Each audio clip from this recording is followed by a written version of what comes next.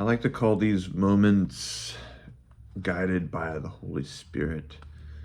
The declaration Gravissimum Educationis is also a document that was promulgated 60 years ago along with Nostra Aetate, and they are documents that are tied together, as are all of them, of course. It's a council, it's an integrated whole, and yes, just doing better, understanding the tradition. It's a very grave thing to be teaching the mysteries of God. The Sacred Ecumenical Council has given careful consideration to the paramount importance of education in the life of men and its ever-growing influence on the social progress of the age. In fact, the education of youth, and indeed a certain continuing education of adults, have been rendered both easier and more necessary by the circumstances of our times. For men, as they become more conscious of their own dignity and responsibility, are eager to take an ever more active role in social life, and especially in the economic and political spheres. The wonderful progress in technical skill and scientific inquiry and the new means of social communication give men the opportunity of enjoying more leisure, and many of them take advantage of it, and of availing themselves of their birthright of culture of mind and spirit, and of finding fulfillment in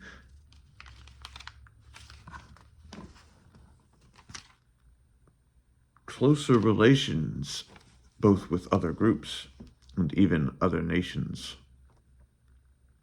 Accordingly, efforts are being made everywhere to ensure an ever-increasing development of education. The fundamental rights in regard to the education of men, and especially of children and of parents, are being enunciated and made a matter of public record.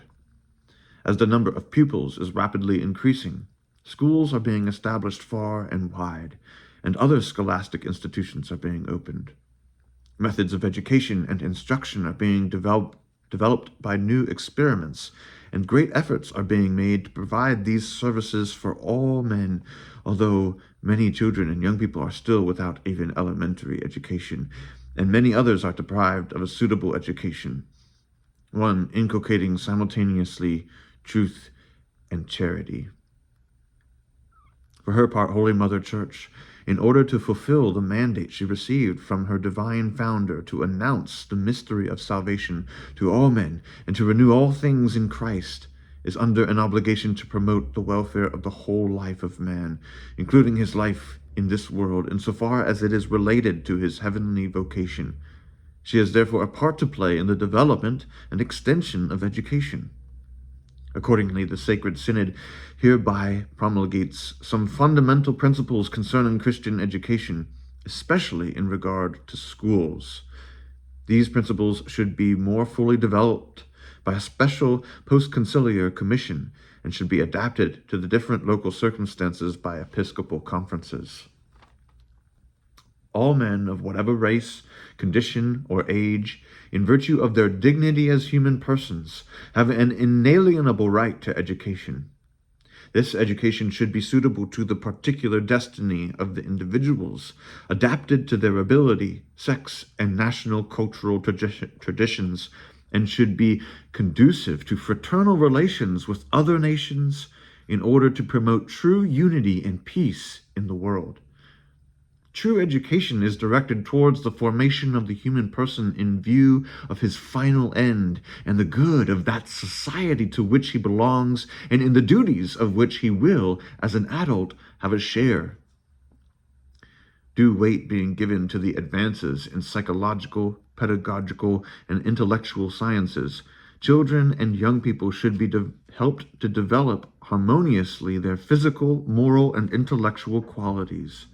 They should be trained to acquire gradually a more perfect sense of responsibility in the proper development of their own lives by constant effort and in the pursuit of liberty, overcoming obstacles with unwavering courage and perseverance. As they grow older, they should receive a positive and prudent education in matters relating to sex. Moreover, they should be so prepared to take their part in the life of society that, having been duly trained in the necessary and useful skills, they may be able to participate actively in the life of society in its various aspects. They should be open to dialogue with others and should willingly devote themselves to the promotion of the common good. Similarly, the Sacred Synod affirms that children and young people have the right to be stimulated to make sound moral judgments based on a well-formed conscience and to put them into practice with a sense of personal commitment and to know and love God more perfectly. Accordingly, it earnestly requests all those who are in charge of civil administration or in control of education to make it their care to ensure that young people are never deprived of this sacred right. It therefore exhorts the sons of the Church to assist in a spirit of generosity in the whole field of education, especially with the aim of extending more rapidly the benefits of suitable education and instruction throughout the world. All Christians, that is, all those who, having been reborn in water and the Holy Spirit, are called and in fact are children of God, have a right to a Christian education. Such an education not only develops the maturity of the human person in the way we have described, but is especially directed towards ensuring that those who have been baptized, as they are gradually introduced to a knowledge of the mystery of salvation, become daily more appreciative of the gift of faith which they have received. They should learn to adore God the Father in spirit and in truth, especially through the liturgy. They should be trained to live their own lives in the new self, justified and sanctified through the truth. Thus they should come to true personhood, which is proportioned to the completed growth of Christ, and make their contribution to the growth of the mystical body. Moreover, conscious of their vocation, they should learn to give witness to the hope that is in them, and to promote the Christian concept of the world, whereby the natural values, assimilated into the full understanding of man redeemed by Christ, may contribute to the good of society as a whole. Accordingly, the Sacred Synod directs the attention of pastors of souls to their very grave obligation to do all in their power to ensure that this Christian education is enjoyed by all the faithful, and especially by the young, who are the hope of the Church. As it is the parents who have given life to their children, on them lies the gravest obligation of educating their family. They must therefore be recognized as being primarily and principally responsible for their education. The role of parents in education is of such importance that it is almost impossible to provide an adequate substitute. It is therefore the duty of parents to create a family atmosphere inspired by love and devotion to God and their fellow men, which will promote an integrated, personal, and social education of their children. The family is therefore the principal school of the social virtues which are necessary to every society. It is therefore above all in the Christian family, inspired by the grace and the responsibility of the sacrament of matrimony, that children should be taught to know and worship God and to love their neighbor in accordance with the faith which they have received in earliest infancy in the sacrament of baptism. In it also, they will have their first experience of a well-balanced human society and of the Church. Finally, it is through the family that they are gradually initiated into association with their fellow men in civil life and as members of the people of God. Parents should, therefore, appreciate how important a role the truly Christian family plays in the life and progress of the whole people of God. The task of imparting education belongs primarily to the family, but it requires the help of society as a whole, as well as the rights of parents and of those others to whom the parents entrust some share in their duty to educate.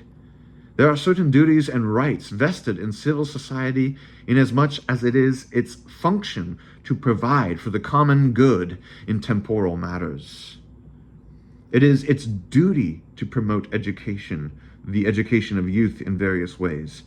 It should recognize the duties and rights of parents and of those others who play a part in education, and provide them with the requisite assistance. In accordance with the principle of subsidiarity, when the efforts of the parents and of other organizations are inadequate, it should itself undertake the duty of education, with due consideration, however, for the wishes of the parents. Finally, insofar as the common good requires it, it should establish its own schools and institutes.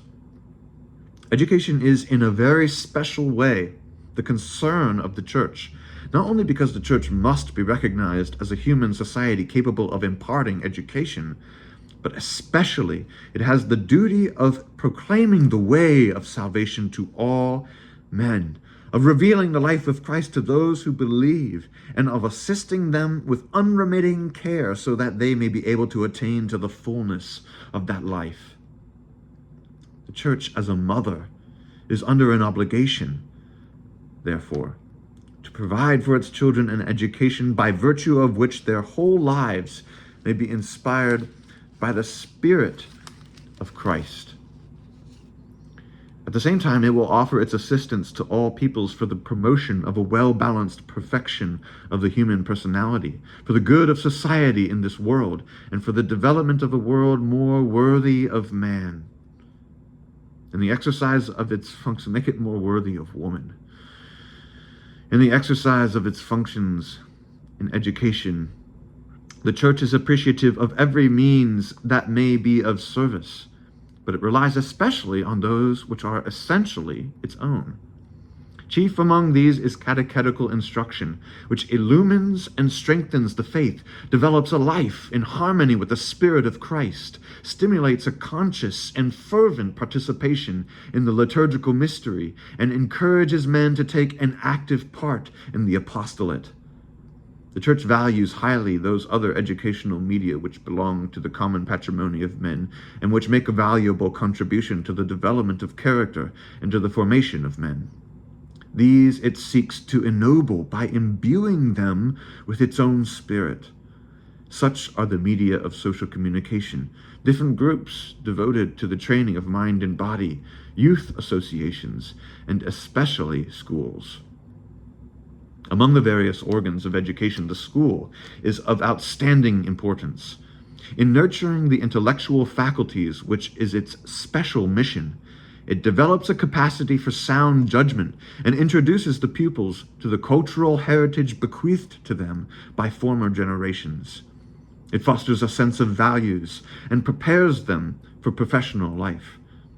By providing for friendly contacts between pupils of different characters and backgrounds, it encourages mutual understanding.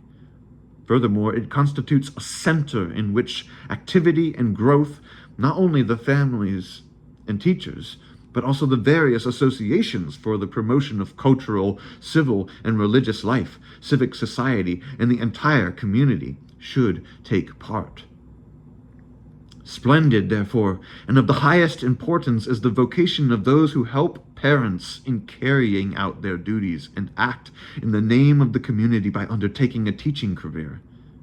This vocation requires special qualities of mind and heart, most careful preparation, and a constant readiness to accept new ideas and to adapt the old. Parents, who have a primary and inalienable duty and rights in regard to the education of their children, should enjoy the fullest liberty in their choice of school. The public authority, therefore, whose duty it is to protect and defend the liberty of the citizens, is bound, according to the principles of distributive justice, to ensure that public subsidies to schools are so allocated that parents are truly free to select schools for their children in accordance with their conscience. But it is the duty of the state to ensure that all its citizens have access to an adequate education and are prepared for the proper exercise of their civic rights and duties. The state itself, therefore, should safeguard the rights of children to an adequate education in schools. It should be vigilant about the ability of the teachers and the standard of teaching. It should watch over the health of the pupils and in general promote the work of the schools in its entirety. In this, however, the principle of subsidiarity must be borne in mind, and therefore there must be no monopoly of schools, which would be prejudicial to the natural rights of the human person and would militate against the progress and extension of education and the peaceful coexistence of citizens. It would, moreover, be inconsistent with the pluralism which exists today in many societies. Accordingly, the Sacred Synod urges the faithful to cooperate readily in the development of suitable methods of education and systems of study, and in the training of teachers competent to give a good education to their pupils. They are urged also to further by their efforts, and especially by associations of parents, the entire activity of the schools, and in particular the moral education given in them. Acknowledging its grave obligation to see to the moral and religious education of all its children, the Church should give special attention and help to the great number of them who are being taught in non-Catholic schools. This will be done by the living example of those who teach and have charge of these children, and by the apostolic action of their fellow students, but especially by the efforts of those priests and laymen who teach them Christian doctrine in a manner suited to their age and background, and who provide them with spiritual help by means of various activities adapted to the requirements of time and circumstance.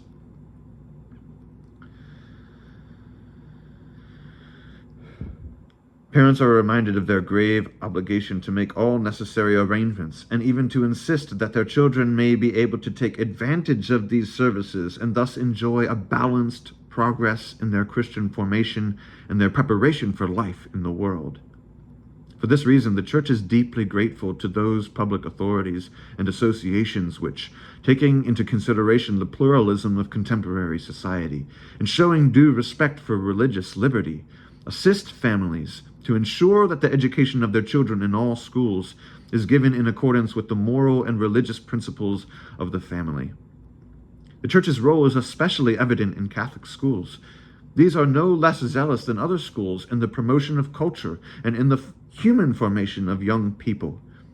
It is, however, the special function of the Catholic school to develop in the school community an atmosphere animated by a spirit of liberty and charity based on the gospel. It enables young people, while developing their own personality, to grow at the same time in that new life which has been given them in baptism. Finally, it so orients the whole of human culture to the message of salvation, that the knowledge which the pupils acquire of the world, of life, and of men is illumined by faith. Thus the Catholic school, taking into consideration as it should the conditions of an age of progress, prepares its pupils to contribute effectively to the welfare of the world of men and to work for the extension of the kingdom of God, so that by living an exemplary and apostolic life they may be, as it were, a saving leaven in the community. Accordingly, since the Catholic school can be of such service in developing the mission of the people of God and in promoting dialogue between the Church and the community at large to the advantage of both, it is still of vital importance even in our times. The Sacred Synod therefore affirms once more the right of the Church freely to establish and conduct schools of all kinds and grades, a right which has already been asserted time and again in many documents of the magisterium. Most importantly, proclaimed by many provincial councils and in the most recent declarations of many episcopal conferences. That's synodality right there. It emphasizes the exercise of this right, that the exercise of this right is of the utmost importance for the preservation of liberty of conscience, for the protection of the rights of parents, and for the advancement of culture itself. Teachers must remember that it depends chiefly on them whether the Catholic school achieves its purpose. They should therefore be prepared for their work with special care, having the appropriate qualifications and adequate learning, both religious and secular. They should also be skilled in the art of education in accordance with the discoveries of modern times. Possessed by charity both towards each other and towards their pupils, and inspired by an apostolic spirit, they should bear testimony by their lives and their teaching to the one teacher who is Christ. Pope Francis, parousia. Above all, they should work in close cooperation with the parents. In the entire educational program, they should, together with the parents, make full allowance for the difference of sex and for the particular role which Providence has appointed to each sex in the family and in society. They should strive to awaken in their pupils a spirit of personal initiative, and even after they have left school, they should continue to help them with their advice and friendship, and by the organization of special groups imbued with the true spirit of the Church. The Sacred Synod declares that the services of such teachers constitute an active apostolate, one which is admirably suited to our times, and indeed is very necessary. At the same time, they render a valuable service to society. Catholic parents are reminded of their duty to send their children to Catholic schools wherever this is possible, to give Catholic schools all the support in their power, and to cooperate with them in their work for the good of children, their children. Although Catholic schools may assume various forms according to local circumstances, all schools which are in any way dependent on the Church should conform, as far as possible, to this prototype. Furthermore, the Church attaches particular importance to those schools, especially in the territories of newly founded churches, which include non-Catholics among their pupils. Moreover, in establishing and conducting Catholic schools, one must keep modern developments in mind. Accordingly, while one may not neglect primary and intermediate schools, which provide the basis of education, one should attach considerable importance to those establishments which are particularly necessary nowadays, such as professional and technical colleges, institutes for adult education and for the promotion of social work, institutions for those who require special care on account of some natural handicap, and training colleges for teachers of religion and of other branches of education. The Sacred Synod earnestly exhorts the pastors of the Church and all the faithful to spare no sacrifice in helping Catholic schools to become increasingly effective, especially in caring for the poor, for those who are without the help and affection of family, and those who do not have the faith. The Church likewise devotes considerable care to higher level education, especially in universities and faculties. Indeed, in the institutions under its control, the Church endeavors systematically to ensure that the treatment of the individual disciplines is consonant with their own principles, their own methods, and with a true liberty of scientific inquiry. Its object is that a progressively deeper understanding of them may be achieved, and by a careful attention to the current problems of these changing times and to the research being undertaken, the convergence of faith and reason in the one truth may be seen more clearly. This method follows the tradition of the doctors of the Church, and especially St. Thomas Aquinas. Thus, the Christian outlook should acquire, as it were, a public, stable, and universal influence in the whole process of the promotion of the higher culture. The graduates of these institutes should be outstanding in learning, ready to undertake the more responsible duties of society, and to be witnesses in the world to the true faith. In Catholic universities in which there is no faculty of sacred theology, there should be an institute or course of theology in which lectures may be given suited also to the needs of lay students. Since the advance of knowledge is secured especially by research into matters of major scientific importance, every effort should be made in Catholic universities and faculties to develop departments for the advancement of scientific research. The Sacred Synod earnestly recommends the establishment of Catholic universities and faculties strategically distributed throughout the world, but they should be noteworthy, not so much for their numbers as for their high standards. Entry to them should be made easy for students of great promise, but of modest resources, and especially for those from newly developed countries. Since indeed the well-being of society and of the Church herself is intimately related to the development of students pursuing higher studies, the pastors of the Church should not only be assiduous in their care for the spiritual life of students attending Catholic universities, but in their solicitude for the spiritual formation of all their spiritual flock, they should provide by joint episcopal action the establishment of Catholic residences and centers even in the non-Catholic universities. In these, priests, religious, and laymen, carefully chosen and prepared for the task, should provide permanent centers of guidance, spiritual and intellectual, for the students. Special interest should be taken in young people of outstanding ability, whether they be students of Catholic or other universities who seem to be suited to teaching or research, and they should be encouraged to adopt an academic career. The Church anticipates great benefits from the activities of the faculties of the sacred sciences, for to them she confides the very grave responsibility of preparing her own students, not only for the priestly ministry, but especially either for teaching in the institutes of higher ecclesiastical study, or for the advancement of learning by their own investigations, or finally, by undertaking the even more exacting duties of the intellectual apostolate.